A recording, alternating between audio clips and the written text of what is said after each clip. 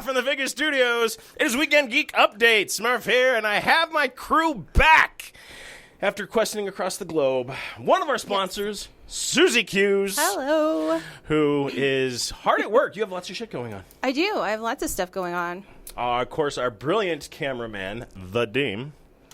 The infamous Vadim. And then, of course, our other sponsor who is laid up at home right now. We hope he gets better soon. Mr. Matt Campbell, who is also our sponsor. He is Action Line Studios. Is Matt ill or injured? Ill. Oh. Not mentally. I mean, he's an Avalanche fan, so I know he's very excited about Wednesday's game. So am I. So if you go to actionlinestudios.com and you enter in the code 5280, you will receive a 15% discount on your purchase. Mythica Presents is a very intriguing, interesting... It is. It's World War... vampires, Scots, and kilts, and... So good. Right. I'm addicted to it. Check it out. You also can go to local shops if you are so inclined here in town. I know we've got them in Boulder, All-Seas Collectibles. Yep. Trying to remember all of the other places, but if you go online, you are guaranteed that 15%, which is exactly what you want. It's true. It is true. Get well soon, Matt. Get well soon, Matt. Feel better. That way, when the puck drops... Never mind. I'm not going to use that joke. Oh Never my mind. God. So bad. So anyway, we are here. Lots to report. But before we started, we received earth-shattering news, ladies and gentlemen. The world as we know it is coming to an end as BTS has indefinitely suspended Indefinite hiatus. Tour. I'm so sad. They just put out a new record last week. They just signed a buku contract, didn't they? They did. They renewed their contract, I think, last year. That's supposed to go through 2027. And, I'm really sad. I know it doesn't sound like I'm really sad. But I'm really sad. We just got this news via Red, and because Red is my Korean pop culture cohort. It sounds like they're going to pursue some solo careers. And Vadim and I were talking about it a little bit earlier. They've been a band for like 10 years. And so the person you are when you're 19 is not the person you are when you're 29. And so people grow and change. And I think this project needs to grow and change, even though it's a little sad. They're one of the top selling music acts in the world. They have the highest social media following, like the highest... record sales, all kinds of stuff. So it's going to leave a void for sure, but I'm interested to see what they put out individually. If they put anything out. Red sent this message while we were talking about this. Apparently, I have gone so far into the K-hole, which is she calls her K-dramas. Yes. My alien body has... rejected and reformed special powers like Superman and Earth's yellow sun. I think I broke up BTS. Well, I feel like if she had that much sway over the universe, she could have done something more constructive. Like what? Make a better margarita? Make a better margarita. Get my K-drama boyfriend to come visit me. I don't know. There's lots of things she could have done. Ended world hunger. I don't know, tons of things she could have done rather than... More K-drama. Yeah, more K-drama. More K-drama. Yeah. Well, we'll see what happens. It's very interesting. I know we normally don't report on K-pop boy bands. No. This is all my doing. This is all you're doing. To be fair. But that's okay. Widening our brand, our band. Yeah. I know after this, Vadim said he was going to rush out and buy a BTS t-shirts before they're gone. I know. Swoop up all that merch, people, because this is it.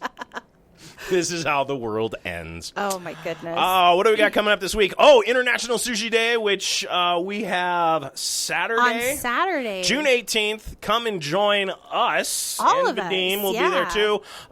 We are at 3700 Havana Street from 1 to 5 p.m. Yep. We are educating. We have crafts. We have games.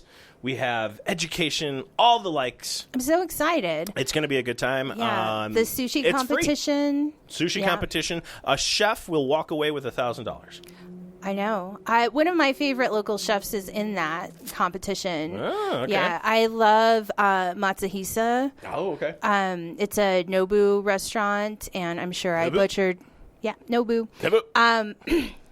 I just like saying it that way. Nobu. I'm sure I butchered that name, and I apologize if I did. Nobu. But Chef Nobu is one of my favorite chefs in the world, and his Denver restaurant's pretty fabu. So fabu for Nobu. Yep. Oh my God! We haven't even been drinking today. No. No. Good Matt just messaged me, and then he's like, "You drinking?" And I'm like, "No." Go away, Matt. I'll hose the rest of the day. So come and join us. It is free to attend. Yep. And you'll get some sushi. We'll get some education on soju. Our friend over Golden Moon Distillery that Vadim and I toured earlier in the year will be there with 4 cocktails that are based on their soju that Vadim and I tried. So we're excited. This is. It's going to be fun. It's going to be fun. So come and hang out. Other things going on. I don't even know how I want to approach this. This is frightening.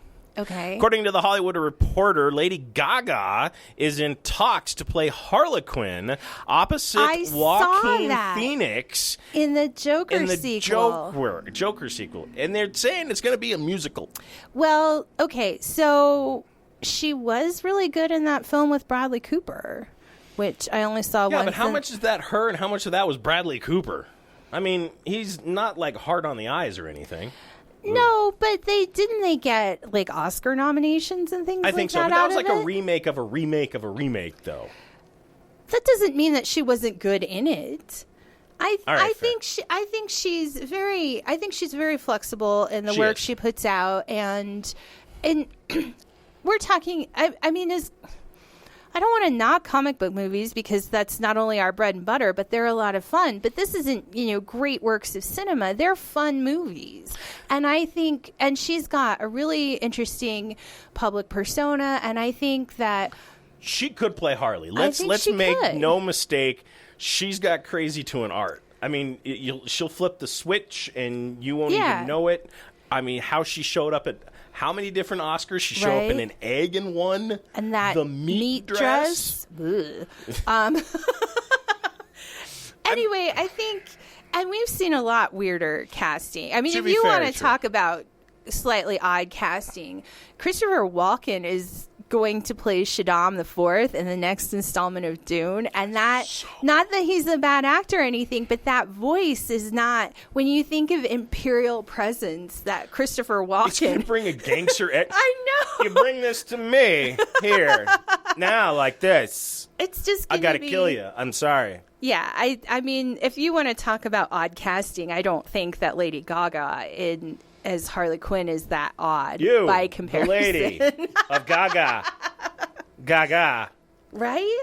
I don't know, because and it's funny because we were just talking about Kaylee Cuoco doing the voice for Harley. Right, I love that cartoon. And season 3 coming out for Harley and Poison Ivy. So there's a lot of Harleys out there, but I'm very curious to see how this goes. Despite everything that's gone on with the Joker, with Joaquin Phoenix, and not having any Batman, the film grossed $1.07 billion. It was a big worldwide. movie. Yes. And actually, I forgot, Joaquin Phoenix won the Oscar for Best Actor for that. So I'm very curious to see what they got. And it's only in talks. Everything could literally go south on this. Right. Christopher Walken could be there and talk. Yes, I know. It's a horrible Christopher Walken. You're doing better than I could. It's the pacing. It is. It is. Whoa. I really do want to see him in Dune, though. That will... I'm so excited I think that casting is set. I think that's a thing that's going to happen. It's going to happen. We will see it. It's quite... I saw some young ladies at Starfest that had made their own still suits, and they looked amazing. And so, what a Dune fan I am. So I stopped them. We were talking about it. They're only and again, this I'm not taking a swipe at them. Their only exposure to Dune is that movie, is the Denis Villeneuve. I'm sorry, I don't speak French. But the newest incarnation with Timothée Chalamet and Jason Momoa and Zendaya. And so they have no history with the books. And so I asked them, I said, well, what do you think about Christopher Walken playing Shaddam IV? And they were like, we don't know who that is. And so we had to have it like a crash course Dune lesson. And I think they went and bought the books. A friend of mine at not know who Christopher Walken is.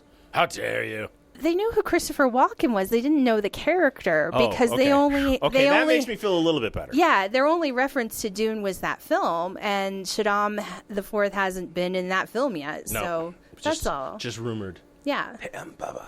I think they went to the bookstore and got the books, though. Good. So. I'm encouraging reading. Yeah. Other major character development actors that we should probably talk about, which this actually was announced yesterday, is Neil Patrick Harris. Right? NPH is joining Doctor Who. Woohoo! Emmy and Tony-winning actor and comedian. Close-up magician. The man is just so damn talented. Right? Is joining the 60th anniversary to air in 2023. Russell T. Davies said, "It's my huge honor to open our studio doors for the mighty Neil Patrick Harris. Neil Patrick But who, Harris. why, what is he playing? You'll just have to wait. But I promise you, the stuff we're shooting now is off the scale. Doctor beware." I can't wait. So I have a theory. Could be bunnies. Could be bunnies. Could not be bunnies. Could not be bunnies. I Okay. think if you're going to bring in Neil Patrick Harris, what better role for him to play than the Valeyard? Oh, I didn't even think about that. Because somebody posed that to me because this came out yesterday, and I had a ton of questions come to me.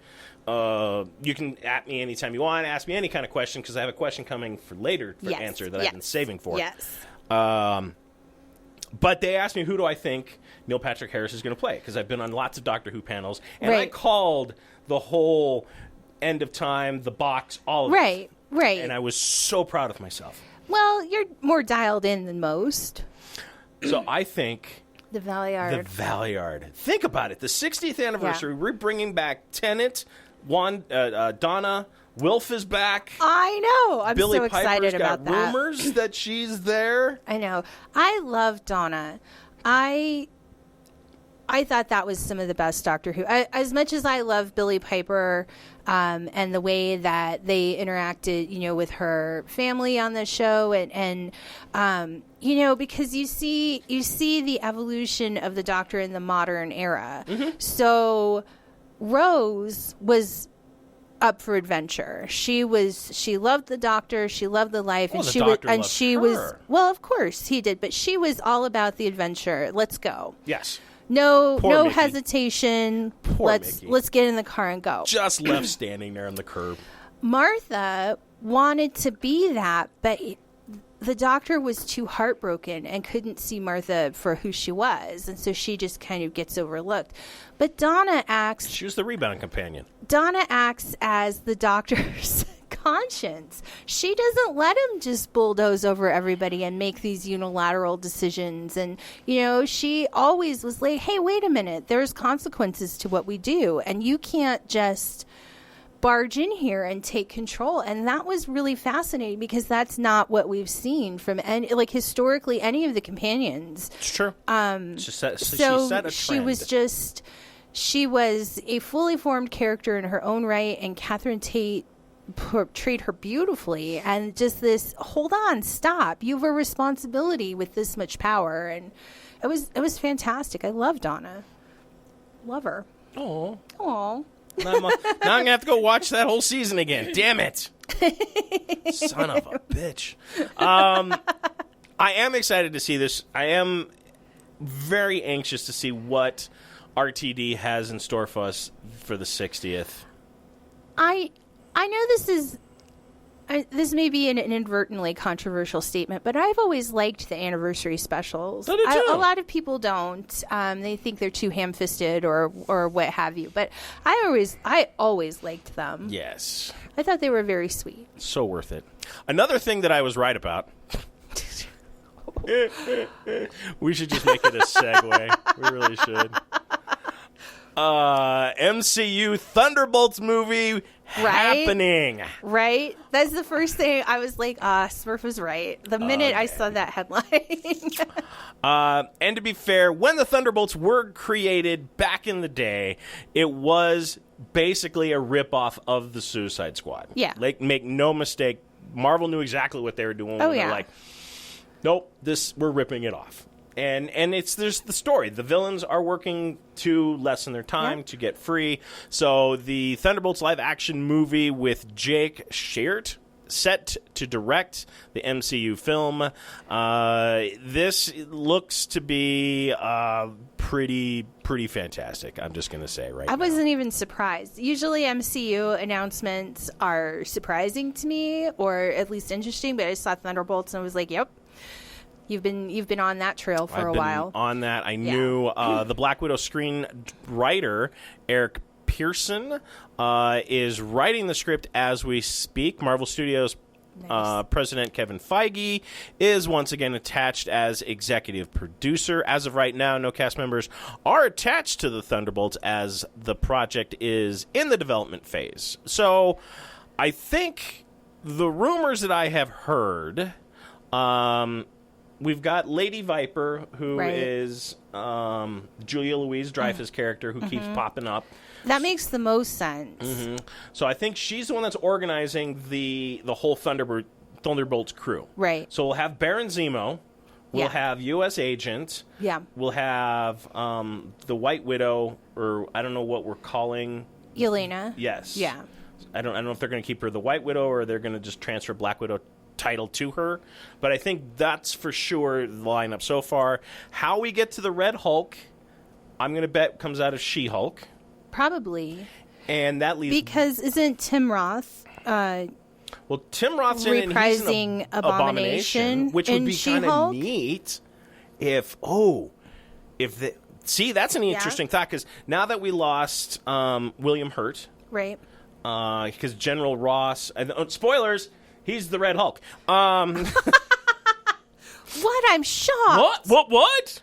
A decade in and nobody knew this? Say, can you spoil something that old? I lost so much faith in that character as soon as that reveal. I was pissed. I don't throw comics. I threw that book. Oh, my God. Oh, well, fuck you. I was so pissed. I was angry. You had a comic book tantrum. I did. I was like, I had to go buy a new one, so my run was like pristine. But that one, it ate hard on that wall. So I was angry with that development. But Abomination to take the place of the Red Hulk would be an interesting... I don't know if Tim Roth would do it, though. I mean, he might. Isn't he reprising his role as the Abomination, though? So why wouldn't he do it? It's a good question. He might. That'd be kind of fun. It sounded like he had a good time the first go-round. And he does... Well, I mean, his character shows up in Doctor Strange. Right. But... or no, Spider-Man. Pardon me, Spider-Man. That leaves one character, and I think... We're going to get him in the Iron Wars. Okay. The Beetle has yet to show up, who is the leader of the Thunderbolts. He's Mach 1 or Mach 5. Right. And it is the Beetle. Talk about deep dives. And I would are you kidding me? I would love. I have been screaming for... Because there's two characters that I wanted to see most of all. Taskmaster, who also may appear as a Thunderbolt. Right. And the Beetle. Those are the two characters that I have actually been screaming for. Is it going to be real Taskmaster, or is it going to be like that rando Taskmaster from... I don't know. I don't know what happened The Black Window. The Black Window? Yeah, the Black Window. The Black Eye is what I call it. Widow movie. Oh, my God. Sure. What's in the little Hello Kitty bottle over there? Shh. It's okay. It's okay. Look the other way. It's just water. I swear. I haven't even had any coffee today. Yikes. So there are a lot of opportunities. There's a lot of characters. I will be excited to see Baron Zemo come back because I loved him in Winter Soldier and Winter Soldier. Yeah. I say this all the time, but I love when the MCU brings back the hints of the original costuming, like the comic costumes. That makes me so happy. Like when Luke Cage crawls out of that pool and puts on his Power Man uniform, like I love that. And so when we saw that little glimpse of, purple balaclava Baron Zemo, I don't know. I'm a dork for costumes. I think it's fantastic. He was such a badass. The way he just conducted himself and just walked in there just like screw the lot of you. Right? Take you all out. So as more information comes across on this, I will let you know. But I just wanted... we should keep a scoreboard somewhere. We don't need to keep a... I don't usually begrudge you being right. I know you don't. There was...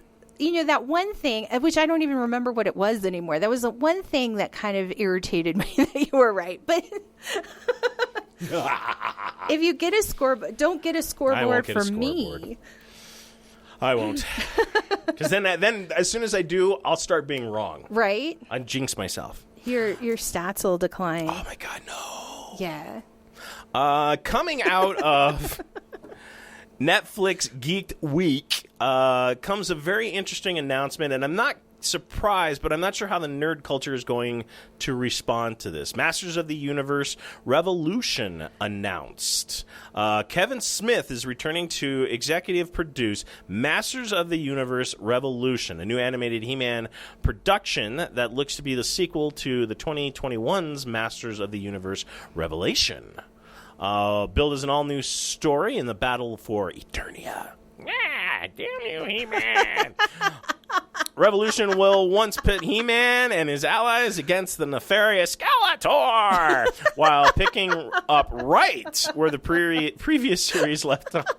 Trying not to laugh while I'm reading this. Oh, my God. Damn you, He-Man. I love that we're reliving our childhood in our 40s. Like, I just, need a bowl of sugar cereal and to watch He-Man all morning, and I'm absolutely good to go. This is the opportunity to truly go wild, according to Kevin Smith. Oh my God. Wow. So we'll see what happens. Kevin Smith has already got the first 8 episodes turned in. Oh, wow. So he is well on his way for whatever may be in front of us. I'm just... I just laughed at the last one because they lit Moss Man on fire. He goes running as he bursts in the flames. Oh, my God. So wrong. It's awesome. I love that none of us got any older. We just got taller. And in my case, wider.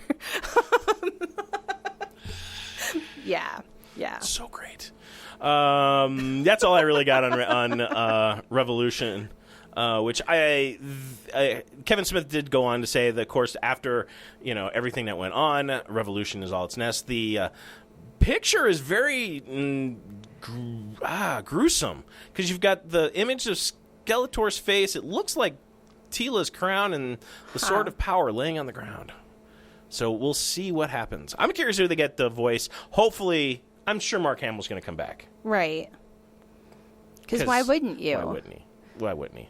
What else we got? So, speaking of kind of like 80s and time travel and everything. Get ready for an 80s time travel adventure with the first look at the Paper Girls TV show. I love that book. I loved Paper Girls. So love. I did not see this. Okay, wait. Let me retrace my words. I did not read this series. I am completely late to the party, and which is very unusual for me because Brian K. Vaughan, who I absolutely adore as a writer, is the person that wrote Paper Girls. Mm-hmm. And now, of course, number 1 is shooting through the roof. The comic book series was out in 2015. Yep. Is that correct? Yep. So, and there were, what? How many issues? 12? No. It's got to be more than that. I don't remember. But the story focuses on 12-year-old children, and there's time travel. It's great. It's a little bit like... What do I want to say? It's a little... Stranger Things? It's a little Stranger Things, a little Goonies. I mean, it was fantastic. I didn't realize they were making a show, so I need to go back and revisit. I loved it. I love Brian K. Vaughan. Obviously, Saga. And then that... What is it? That Canadian post-apocalyptic thing. What is it? Or we stand together, or we stand, something like that. It was not my usual pick, but the comic store I was going to at the time, they would pull things in anticipation of what you might like, and I was buying so much Saga. Kind of preemptive. Yeah, and I got, God, what is that? I really liked it. It's We Stand, or We... I don't remember. I'll have to look it up. But it was so good, and the art was so good, and Paper Girls was so charming, and in just kind of a bookend of weirdness, I was reading Paper Girls and revisiting Jim Mahfood's Girl Scouts at the same time. So like, on the very, very, very, very shallow surface, they seem like they're going to be the same kind of story, but they're not at all. Even close. So it was a very disparate reading experience. Whoa, Nelly. Yeah, I really liked Paper Girls. It was really cute. So they've already actually got the stars set. Sophia Rosinski as Mac, Cameron Jones as Tiffany, Riley Nell as Aaron, and Fiona Starza as KJ. Fun. Ali Wong is also playing the adult version of Aaron. How great is Ali Wong? Ali Wong is spectacular. I love her. She's so funny. So I was absolutely surprised, like you, that I knew it was coming, but I didn't know they were so far along on the production and everything else. So the synopsis is out there. They haven't announced when they're going to premiere, but look for Is that Netflix or? I think it's Netflix. Awesome. So we'll be able to, because Brian K. Vaughan, I shouldn't just call him Brian. He does get a little racy Brian. sometimes. He does a little racy. I know when I say like Tony, they're like, Tony who? Tony Todd. Oh my God. Smurf, stop being an asshole. Okay. Oh my God. Yeah, Brian K. Vaughan does kind of stretch those limits of But it's so good. It is so never good. Even if he does push the envelope a little bit, you never come away from that feeling icky or unhappy. I feel like there's a reason for why he does those things. It's not completely gratuitous. Well, and I feel bad because Why the Last Man did not get a fair outing. No, it didn't. Like Cowboy Bebop, it was complete. I mean, Cowboy Bebop was closer to the source material than Why the Last Man was. Yeah, Why the Last Man was just train wreck with the story. So I'm curious to see what Paper Girls is. I'll probably pick up the trades now so I can be in on the story, be in on the low. Yeah.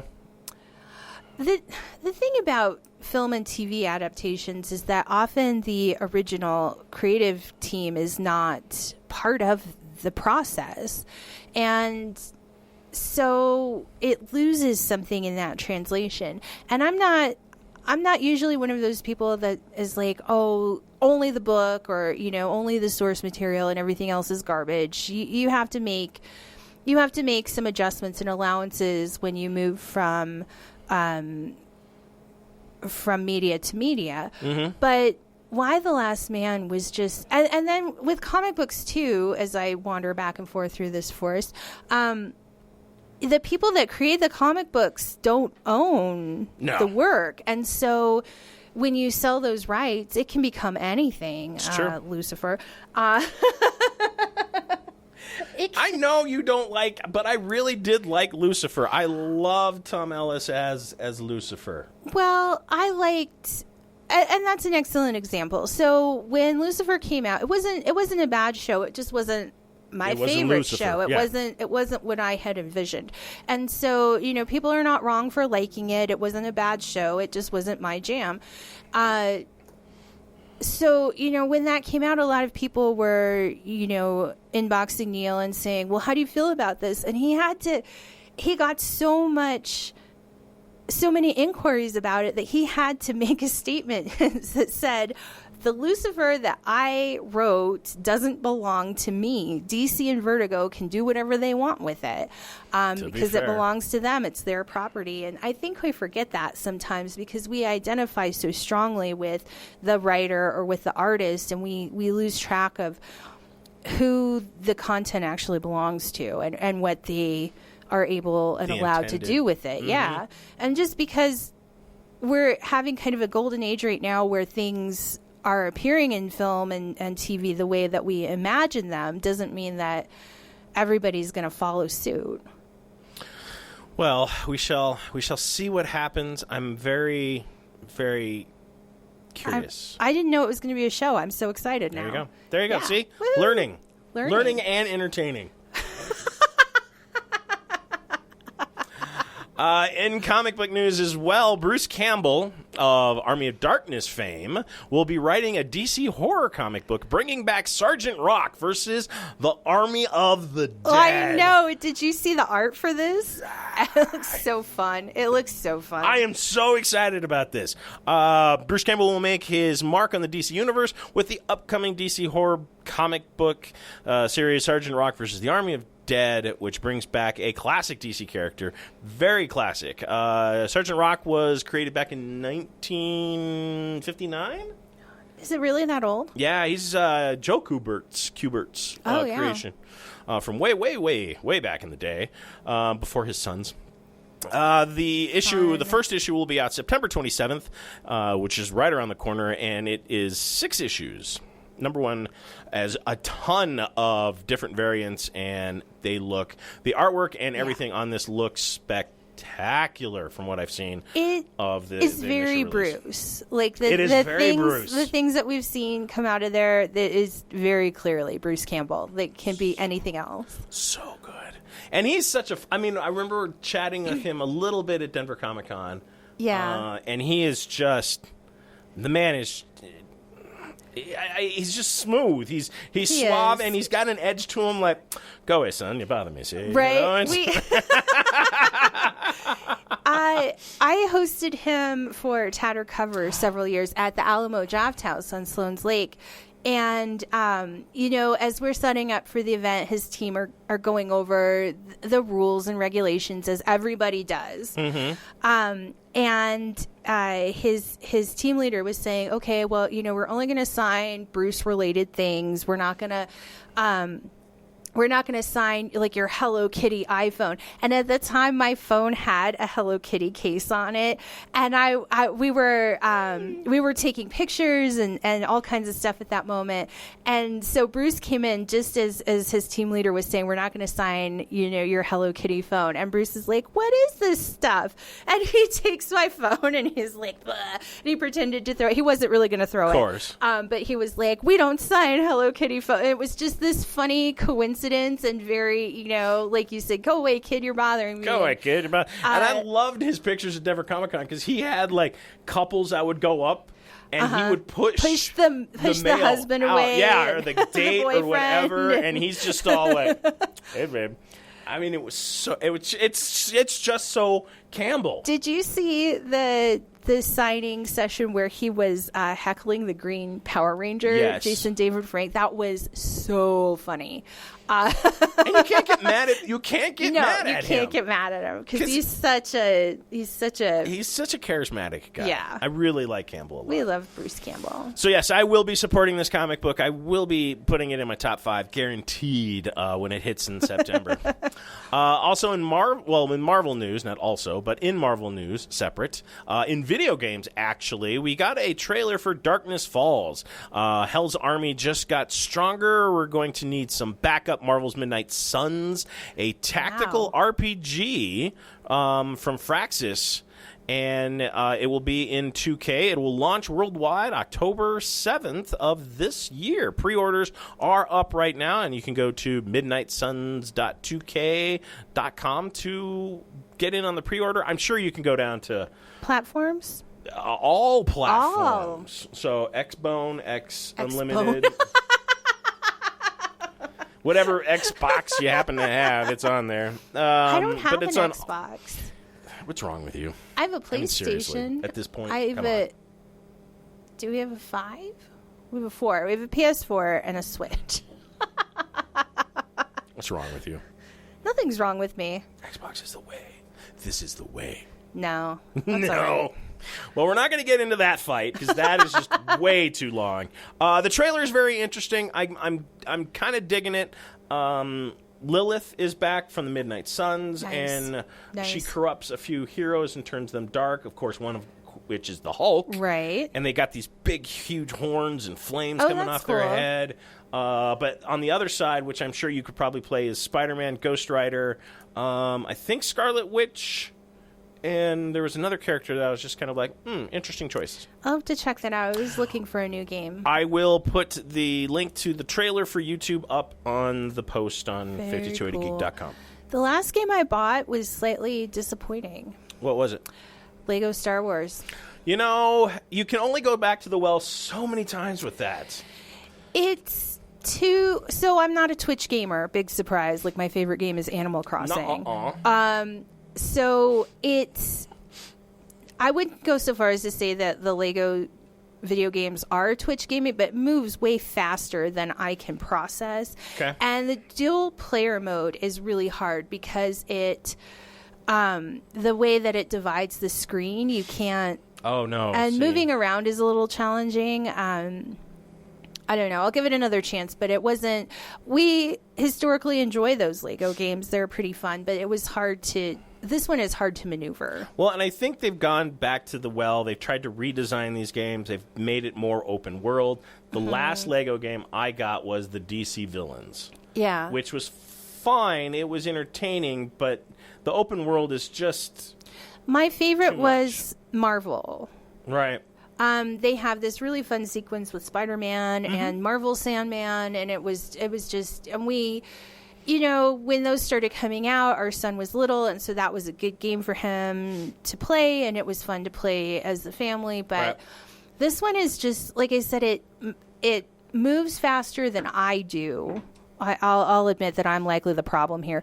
And then, like I said, that split screen is odd. That would mess with me. It's odd, yeah. I just like running around as the Flash because he's just too fast to keep up, and you just keep running into shit. I think it would be funny on the Lego game if you could just run the Flash into walls and he would just go through. Right. And you would transfer to the other character until the Flash rematerializes somewhere else. I think that would be fun. That's just my mind. It's twisted that way. So, Orville is back, which you're not watching because you don't have Hulu. I'm not watching because I'm not a huge Seth MacFarlane Which fan. is another thing. Very good sci-fi. Very, very solid. And I noticed Jon Favreau is still a consultant on that. Is he? Yes. You know, we watched the first season, and it was very Seth. My problem with it isn't the cast or the writing or the production. It's something more personal, and I won't unpack that here. No, that's fine. It just sometimes I don't see Tom Cruise movies. No, neither do I. Yeah. So, but sometimes when I'm encountering Seth MacFarlane in the world, his work or him or whatever, I can't help but wonder how far off his portrayal of Brian the dog is from his actual personality. I don't think there's a lot of difference there. I don't think there is. And that just doesn't work with me personally. So again, I'm glad you like it. I'm glad you're enjoying it. You're not wrong for that. It's just not my jam. I'm very intrigued by it. It's very good sci-fi writing. It's not preachy. Right. And there's some kind of like, I mean, we're only seeing 2 episodes, and it's kind of, you know, spacey-wacy and some creep factor to it. I don't think you would have liked this last episode because people get turned into spiders. Oh, no. They're like fly people. No. And, yeah, there's this one scene, because I saw what happened when we showed you The Boys. Oh, my God. Yeah, that was an explosive reaction, let me tell you. Yeah, that episode of The Boys, dear listeners, has developed a fun new game here at work called Inappropriate Office Bingo. Whereas every time Smurf terrorizes me with inappropriate content, I mark a square on my bingo card, and every time I get a bingo, they have to buy me a present. It doesn't have to be a big present or a fancy present, but Smurf is going to be looking for a second job soon. You know it. I'm saving this Vans off the wall sticker for you as the first gift. That was horrifying. That was horrifying. It was like I can't even. It was. I'm still thinking the physics is off on that. That is your problem with that situation? Although I say that, I act all outraged about that, but for the last week, I've been asking Smurf if Jensen Ackles would have suffocated in that bag of cocaine faster than, his heart exploded. So his heart had to be racing like a rabbit's. I mean, right. I just love that Butcher's just shaking bacon him in that thing. Literally. My God, that was horrifying. Like, okay, so lay it on me. Let's hear it. I know I can be overly PC. I know I can. I try not to force that on other people, though. We appreciate that. And I don't tell you your business. That was so over the top, though. It was over the top. That was really... And I know it's only getting worse, too. I had nightmares about that. Sorry, Jeremy. So The Boys is out, and it is breaking records of a lot of things. Grossness. Vulgarity. Upsettedness. Graphic images. Things I didn't even think about. Things I wouldn't have thought about. That was just gratuitous. I'm thinking... It contributed nothing. It was just gross. Well, it contributed a lot. Kind of. I just like that you give me this... Inter-Sorak blink here. Bink, bink. There are some moments. Yes, okay, you're right. Again, I still don't think the physics of that works. No. Well, and I'm not going to repeat some of the... we talked about this all week last week, and I am not going to repeat some of these conversations, but, ew. Yeah. I'm thinking that I'm wondering if they sat down with Garth and okay, you did this in the comics. What else did you want to do? Right. How far can we push this? Yes. And how much more over the top? Was there something you wanted to do? I don't know if this was something that he sat down and he's like, hey, guys, I didn't do this, but I really want to see what happens.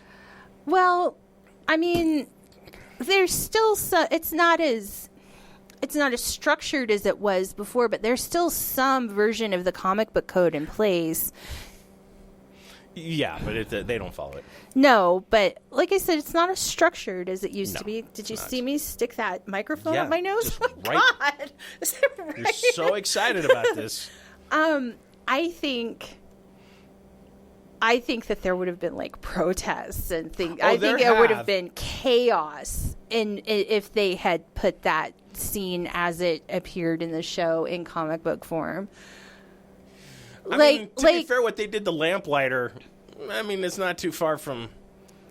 I mean, anyway. It was so disgusting. Yeah, it was on the bubble. It was great. Oh, my God. So, the other big story, I haven't gone into it too much, is the Star Trek. Right. Love Strange New Worlds. Strange New Worlds is very old school, both next gen and classic. Yeah. And the characters are fun. I love that Kirk's dad's in this. So good. Which was a neat twist. I'm curious how much higher they can get. Anson Mount's hair. I mean, Pike has got the coif going on, right? Have you seen the most recent episode? I'm on episode 3 right now. Okay, so last week's episode, that hair is even higher. Yeah. Yeah, it's like the pompadour that just won't quit. It's amazing. It's awesome. Yeah. I love his hair. Like, his hair is wild. So fantastic hair. You know, I'm not much for casual contact. Like, I don't hug people. Right. I don't all that stuff. But I think if I came face to face with Anson Mount, I might actually touch his hair. Like, I might just be like, oh. Because it just looks so, it's just so tall and gray, and it just looks like it's, yeah. Not like that. One of us. Just a little, like the way you pet a new cat. Just a little, I want to touch his hair. The thing I love about Strange New Worlds is how, you and I talk all the time about how, in fandom, people are like, well, we want something new, but don't you dare change it. And somehow that has happened in Strange New Worlds. It really brings the vibe of TOS back to the forefront. I love Monster of the Week. I have nothing against like long story arcs, but sometimes it gets a little arduous. And so these Monster of the Week, like true episodic moments, have been missing from TV lately, and it's just so great. This is again very well thought out science fiction. Yeah. It's not preachy. It's fun. And I'm really, like you said, I dig Monster of the Week. Mm-hmm. Give me a good Monster of the Week story, a little kind of overlapment so that we acknowledge what happened, what didn't happen, and move forward. I really dig it. I love the callbacks, like the old Trek mythology. Like, you just get little peeks of it. And that woman who's playing Nurse Chapel, she is a doll. She is so funny. Her performance is right on it. She's adorable. I love that. I love it. I can't wait for her to hit the con circuit because Right? I'm crushing hard on her. She's I'm like, adorable. Oh my God. I'll put on some pointy ears for her. Right. Ew. Yeah, it's just it's so interesting. I'm really enjoying it. So with that in mind, and we've got two topics to talk about. Okay. One, of course, is Obi-Wan Kenobi. Woohoo! As we're in episode 4 now, and we've gotten a very interesting Obi-Wan to this point, where he's kind of rediscovering himself. He is. That's the best way that I can put it, because I know the writing has not been the best. I have been sitting on this for a month. All right. Right? Because it hadn't quite started yet the last time I was in the studio. Right. And okay. So, what you have to consider about Obi-Wan Kenobi is what leads him to Tatooine. All of the events, the last Clone Wars episodes up until the end of episode 3, happens in 5 days. That whole chunk of story, Anakin falling, murdering the younglings, going into hiding, blah, blah, blah, Mustafar, all of that happens in 5 days. So Obi-Wan is seriously traumatized. It's not like there's a Jedi therapist hanging around. Well, there was, but he's hanging from the rafters. This massive amount of stuff happens over 5 days. And that's bound to any one of those things, losing a loved one, losing, your whole way of life.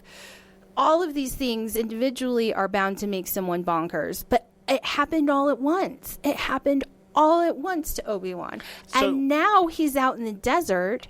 Only one guy knows who he is and doesn't want to talk to him. So Obi-Wan is traumatized, has no friends to discuss what went on with, and is just stewing in it.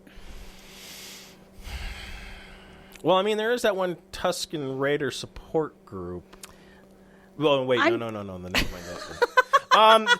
So, I don't know. I mean, 10 years, he's a Jedi. They're not supposed to dwell. They're not supposed to. They're supposed to move forward. But I think him cutting himself off from the Force is also one of the major contributors to him stuck in that moment. He's not meditating. He's not moving forward. It's not at all surprising that happened because, I mean, think of everybody has trauma. Think of the worst thing that ever happened to you. You don't have to articulate. Just think about the worst thing that ever happened to you, and now take away your entire support system. And now you have no one to work through it with, and you have to leave your house.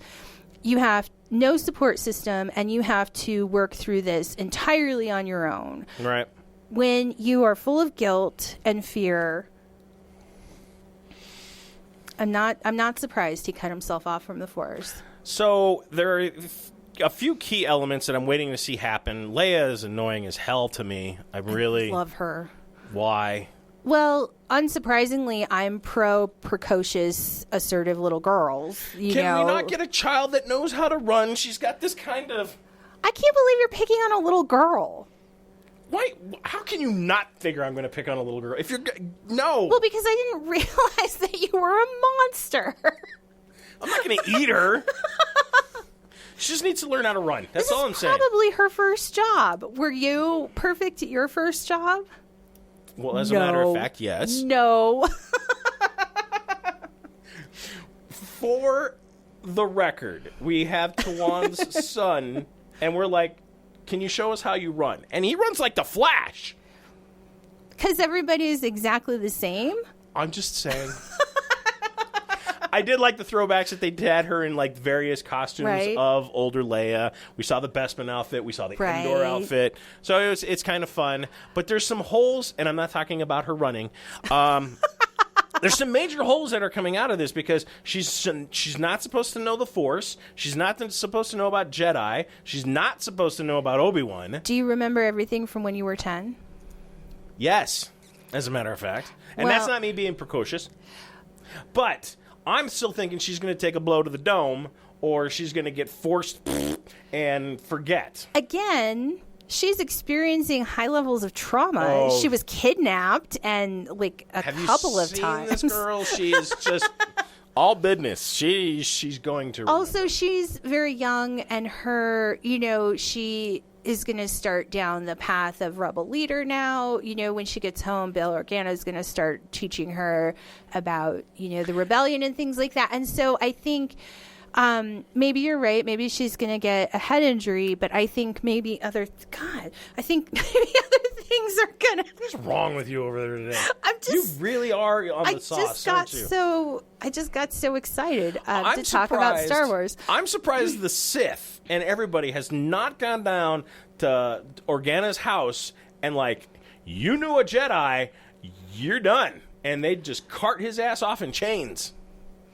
He's the leader of the planet, though, and doesn't matter. You know a Jedi. The Empire is too large to manage without the assistance of the local rulers. I guess that's true. So, but still, he knew a Jedi. Prove it. He showed up. You don't have to prove it. Lots of people knew Jedi. I mean, we're only 10 years out from the fall of the Republic, so I know. Most people knew a Jedi. Guess that's true. I'm excited to see how this ends. I have a feeling we will see Qui-Gon show up. I think so, too. Because my theory was one of two things. He was either going to go to Yoda to help snap him out of it, or he's going to finally reconnect with the Force, and Qui-Gon's going to come back in form and snap him out of it.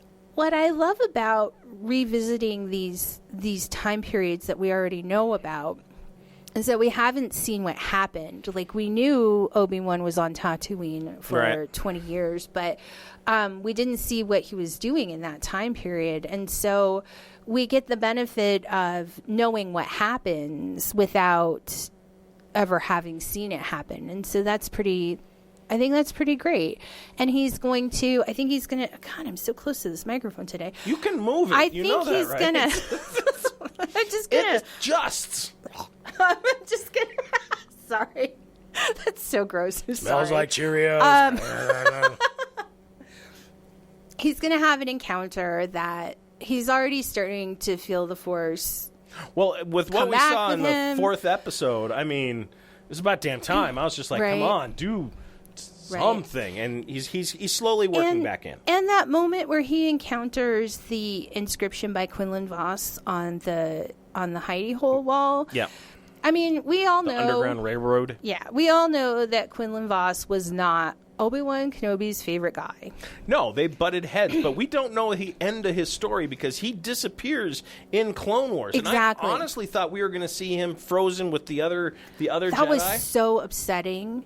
Like that was awesome. Are you kidding me? Well, it just reliving the massacre at the temple was upsetting because I just, murdering babies is not okay by me. Are you sure? I'm sure. Okay. And then seeing the youngling frozen in that. Looked like they caught him when he was pooping. I know. Just kinda... Poor little guy.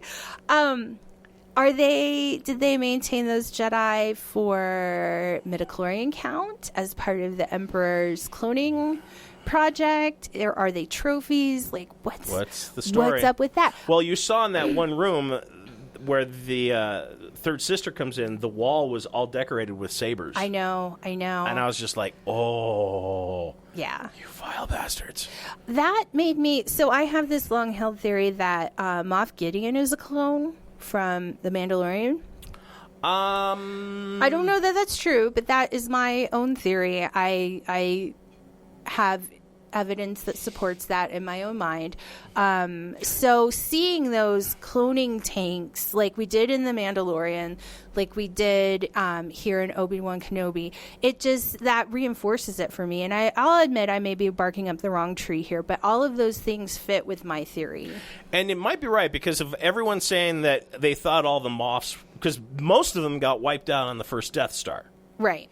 Because that's where all of them were. Mm-hmm. So for him to be around that far after, it does, because I think what we're getting, and I mentioned this solo last week, was I think we're getting the Heir to the Empire story, but it's focused on Grogu instead of Luke. Right. So they're trying to clone Grogu, and they're kind of modifying that story. So Grandmaster Saboth might show up, and maybe these Jedi are clones that they're trying to turn into Inquisitors, and there's a lot of questions, and it's a lot of cool fan theory out there. I'm interested in the third sister's backstory as well. Oh, she's a total Jedi, total kid that was at the. That's exactly where I was going. She was one of the younglings that was kidnapped into that, and she's got a grudge against Anakin. That's for damn sure. Obi-Wan. I think it's both. I think she knows who Vader is. And I think she's trying to get into a position to take Vader out because, I mean, he slaughtered all her friends. That's true. I very selfishly had been hoping when we saw the temple early on in Kenobi that we were going to get a little peek of what happened to Grogu, but... I don't think that's going to happen. No. Unfortunately. We'll see. We've got 2 episodes left for Kenobi. Okay. So I saw a thing this morning. It's total unsubstantiated rumor. Okay. Season 2 of Obi-Wan? Yep. Not going to happen. No? No. Okay. Like I said, completely unsubstantiated rumor. Not going to happen. They said this. Well, my sources flat right out said this is a one and done, and you really have it out for that microphone today. It's really interesting because Ewan McGregor seems to love playing Obi-Wan. Of course he does. Have you seen the fan pictures from Star Wars Celebration a few weeks ago, though? He looks like he would rather chew glass than stand with the nerds taking pictures. Now, he's not making a mean face, and he's a handsome fella. He's not very enthusiastic, but he just is... He had my face yesterday. You had a mean face yesterday. I don't know what happened to you, but... I don't know either. You looked angry. Why do we have angry Smurf? Even Matt was like, Smurf. I know. Take a break. I know. Take a vacation. No, I don't know what I'm saying. You just looked so mad. Shit. I don't know if you were mad, but you looked really I wasn't. mad. That was the funny thing. I wasn't mad. It was a good Monday. Well, it's sort of a good Monday. Anyway. All right. I would love to see it, but I don't know how you fit it into canon. I don't know how you slip that in there. Well, they've trashed a lot of the history, so it doesn't matter anyway. I mean, we're 10 years, and we've got another, 13 till New Hope, roughly. And in that section, we get Darth Maul coming back for his final... Right. Show me your scar, Darth Maul. Yeah, so we'll see what happens with that. I wouldn't mind Darth Maul popping up in this, but I don't think we're going to see it with 2 episodes left. Well, I thought he was confirmed for that. I don't know. I honestly don't. I mean, at this point... So, I've always said that Darth Maul is going to be the catalyst for Obi-Wan coming back to the Force. Because they have that history anyway. Right. And Darth Maul murdered Satine right in front of him, and that is definitely an open wound. And so I think they're going to have an encounter, although that doesn't... willingly admit that doesn't jive with the Rebels storyline, because Darth Maul didn't know where Obi-Wan was until Ezra Bridger brought him to Tatooine. But maybe they encounter each other out in the universe. Out in the wild? Yeah. I have a theory, and it's only recently that I've kind of built this up out of the show, with Obi-Wan having a brother. Mm-hmm. And maybe with his reconnection to the Force, if they were to do a second series, Obi-Wan goes looking for his brother. That would be the only story that I could see them trying to shoehorn in here. But other than that, I don't see it. Except we know from New Hope that Obi-Wan keeps turning up at the Lars farm trying to train Luke, because Luke in episode 4 knows who he is, Obi-Wan. And so I think he has this reconnection to the Force, and then recommits to his mission of training Luke and starts being a nuisance on the Moisture farm. So I think that's what I would like to see. Go away, you crazy old man. Right? Oh God, we've got Jedi and the Evaporators again. Shit, I hate when that happens. You know, it's funny. I had friends staying with me last week, and one of them asked what the podcast was, and I was like, well, it's basically me and Smurf arguing about Star Wars. Adequate description. So I'm glad to keep that alive. So the next question, and I've been saving this, and I've been teasing it for weeks, waiting for you two to show up. Oh, my God.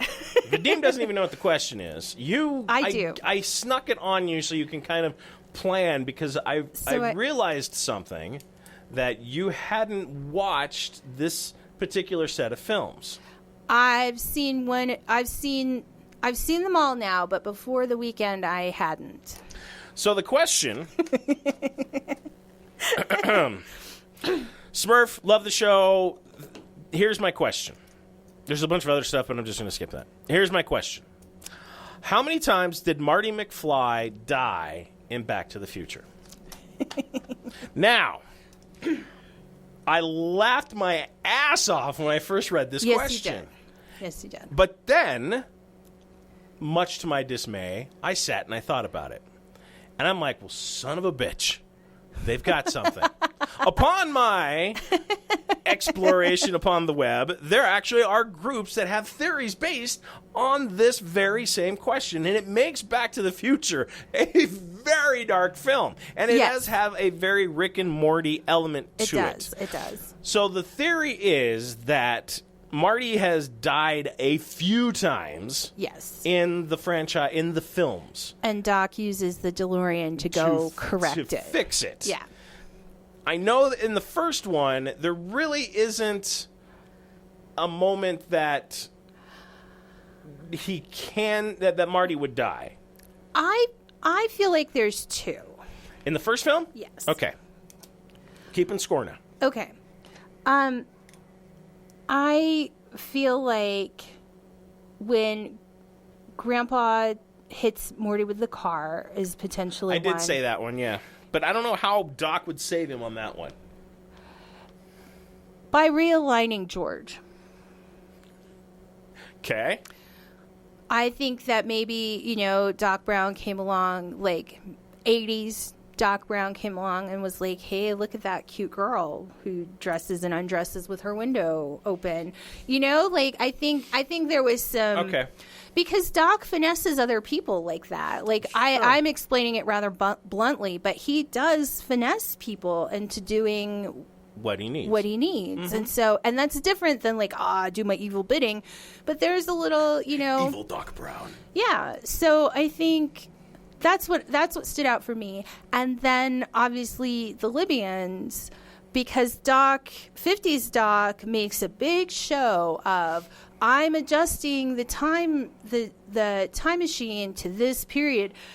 Have you met Marty? He's not going to do what you've asked him to do. Like, he hasn't cooperated yet. Why would this be the moment that he was like, oh, yeah, okay. And there could be a couple of times with the Libyans. Because, I mean, all of a sudden, the photo booth is like... Right. The photo booth is in the... And as a child of the 80s, I know perfectly well that those photo booths were in the middle of mall parking lots. But also... They've got this wide open parking lot that's big enough for a DeLorean to hit 88 miles an hour without any without any issue. So that the placement of that photo booth is suspicious. It is. So it's very interesting, and I agree with you on both, and I don't have an additional one to add just because of the film, because we know Doc died. Right. And Marty fixes it. So It's not how many times Doc dies. It's how many times Marty. How many times Marty dies. Now, in the second film, there's quite a body count on Marty. So I had never seen 2 and 3 before. I don't know why. I enjoyed the first one. I have no accounting for it, but I'm missing... Like, I only recently saw Ghostbusters for the first time. I'm missing these. And it's because I've never liked to go to the movies that much. So I like movies, but I like watching them at home. You're right, because there's nothing that you can bring a movie home and watch it on or order it.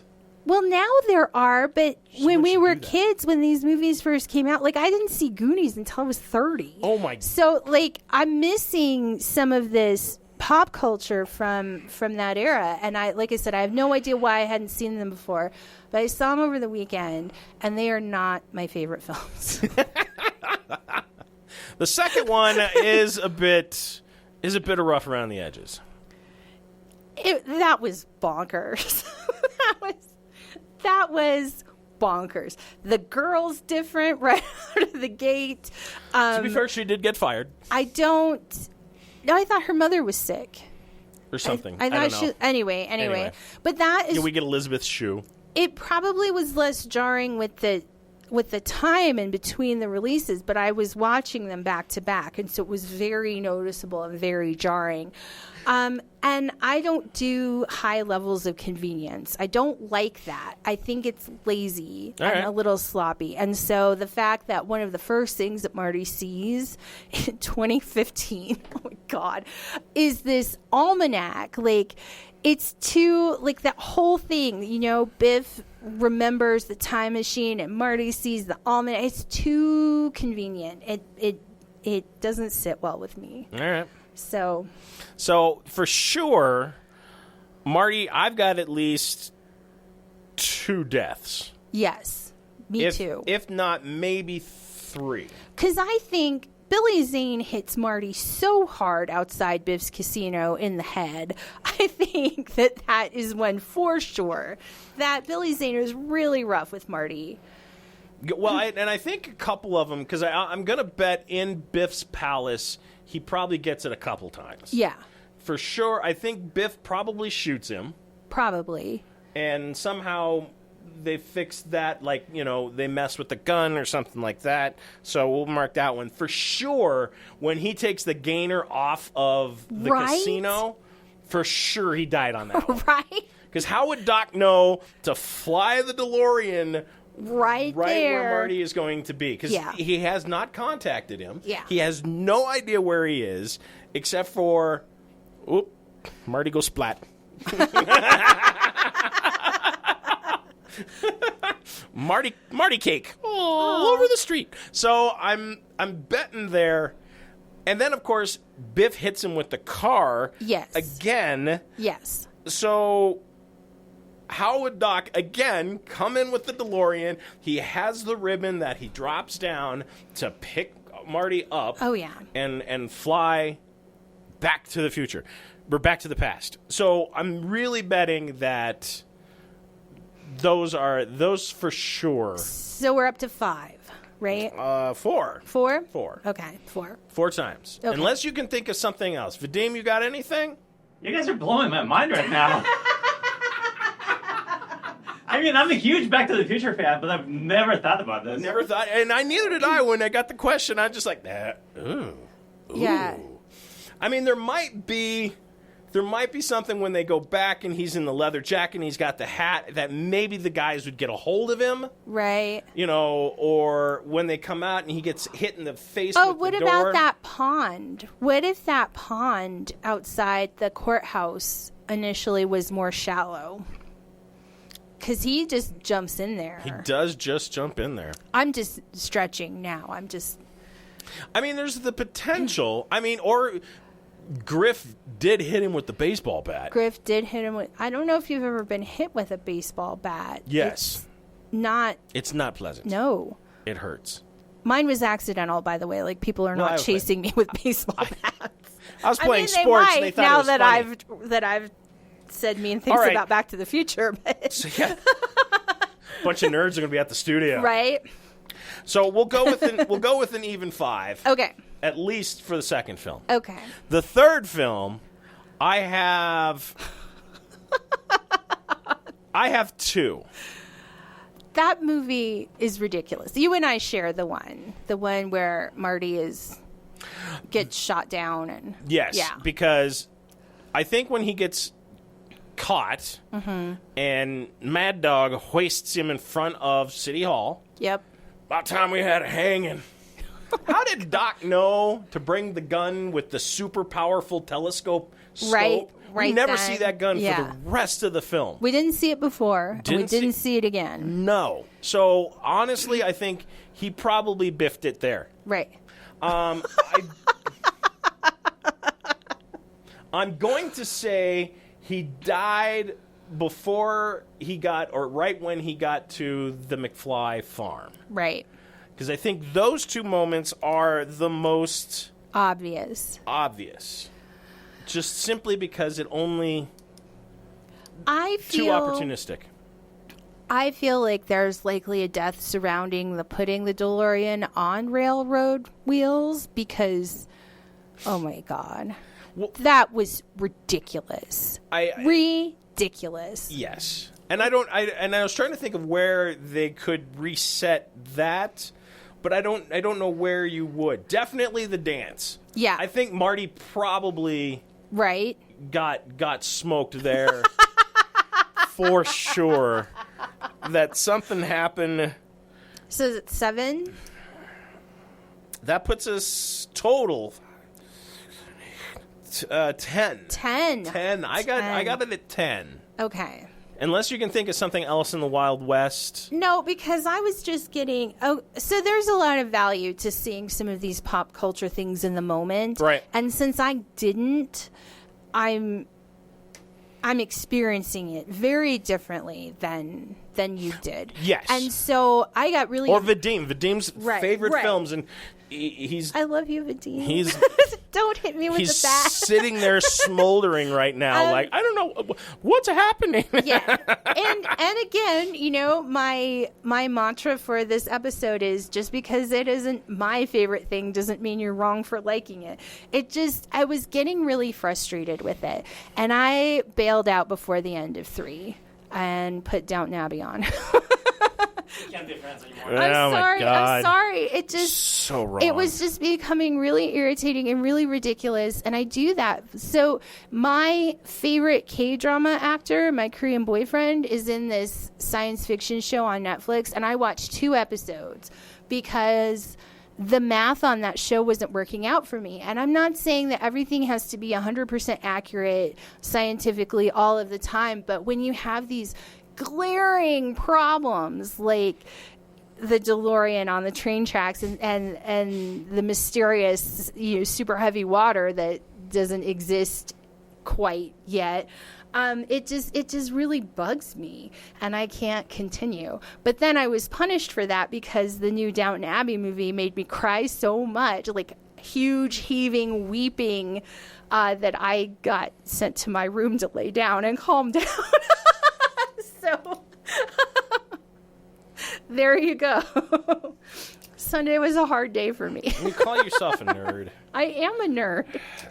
So, and I'm sure there's probably a lot of listeners out there like, you just absolutely ruined Back to the Future for me. Well, I'm sorry. I didn't mean to ruin it for people. And again, you're not wrong for liking it. I just didn't. I didn't like the other two movies. And then that made me think of this thing. I've encountered this before, but I have a question for you. Oh, all right. And we can talk about it today or we can ruminate on it, your choice. Okay.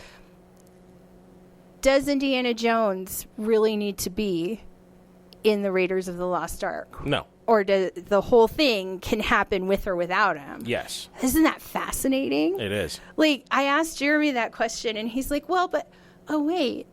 No, because the Nazis were going to open the chest anyway. And, like, the whole thing, like, Indiana Jones is completely extraneous to that movie. The only purpose that Indiana Jones serves in the first film is that he saves the girl.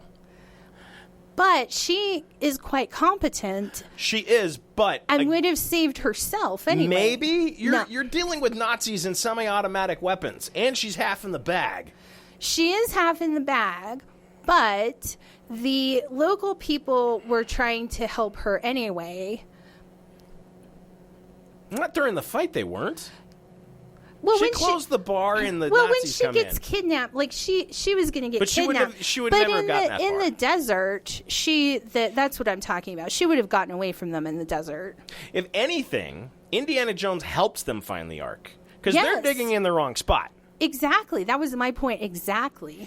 Because they would have continued to dig in the wrong place without him. Mm-hmm. So. Exactly. So. Other than making it worse. Yes, he compounds the problem. He doesn't need to be in his own movie. No. And I still maintain Marion would have saved herself in the desert. I'm 50-50 on that. I'd have to rewatch. Because if you take him out of it and they show up, maybe they would have left her alive. But, I mean... Because I don't even know that they would have found her in Asia without... They were following him. He went right to her. They had the clues about her dad, but when he showed up, they were like, oh, let's follow him and see where... Maybe. Yeah. I have to rewatch that to see. Okay. But, yeah, he has no... If anything, he makes it worse. Yeah. Way to go, Indy. We definitely ruined that for people. Yeah. Yeah. Everyone else is just like... So we'll end it on a bright side because everybody loves Shark Week. What a segue. What a segue. Because today's champion is tomorrow's shark bait. Does Marty tussle with a fish? No, he doesn't. No, not at all. July 24th on the Discovery Channel will be the premiere of Shark Week. I love Shark Week. Do you really? I do. Shark Week is great. They're so fascinating. I love sharks. It's like... That seems so incongruous to me. Really? Yeah. Right. I don't think like you're an animal hater. I just don't... Oh, no. You don't talk about animals. So... I mean, Deadliest Catch is great when I can finally catch up on it. Red's way up on that. But, yeah, that's her Super Bowl. She constantly says...